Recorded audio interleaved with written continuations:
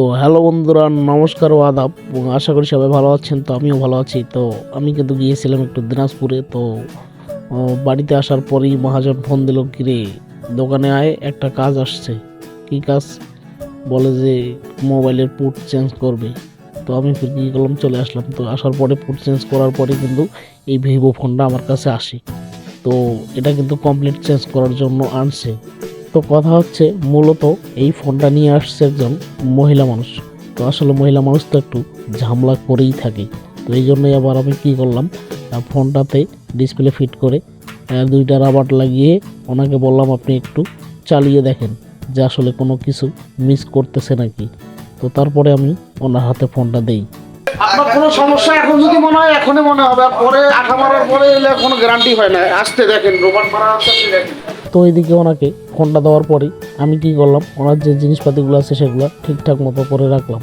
তো তারপরে উনি আমাকে ফোনটা দিয়ে বলে যে ভাই, আমি এগুলো কম বুঝি, আপনি একটু ভালোভাবে চেক করে আঠা মেরে দেন, কোনো সমস্যা নেই। তো তারপরে আমি সোজা ফোনটাকে বন্ধ করি। বন্ধ করার পরে ব্যাটারি লাইন খুলে ফেলি, ডিসপ্লে লাইন খুলে ফেলি। খুলে ফেলার পরে একটা সিল ছিল, সেই সিলটা কেটে দিলাম। দেওয়ার পরে আঠা হাতে নিয়ে লাগাচ্ছি আঠা। কিন্তু ওই মহিলা বারবার বলে, কি ভাইয়া, কোনো সমস্যা হবে না তো? জানেন তো মহিলা মানুষ একটু বেশি কথা বলে। তো বললাম, এই জন্যই তো আপনাকে চেক করার জন্য দিলাম। তো বলে, আমি এগুলো বুঝি না। তো আমি আবার বললাম যে যদি কোনো সমস্যা হতো তাহলে এতক্ষণই হয়ে যেত, কারণ আপনাকেও দিলাম, আমিও চেক করলাম, এবং চেক করার পরেই আঠা মারলাম। আশা করা যায় কোনো সমস্যা হবে না। তারপর আমি রবার টবার মেরে দিলাম। কিছুক্ষণ রাখার পরে আবার ফোনটা চালু করলাম।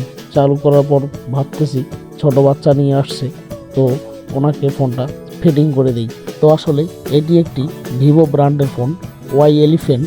আসলে এই মডেলগুলা অনেক আগের। তো যাই হোক, আগের মডেল জন্যেই আমার ফোনটা কিন্তু নিচে হাত দিতে হয়নি, উপর থেকে খুলেই কাজটা করা সম্ভব হয়েছে। আসলে নিচে আমাকে হাত দিতে হয়নি। তো এই জন্য আমি তাকে ফোনটা ফিটিং করে দিলাম।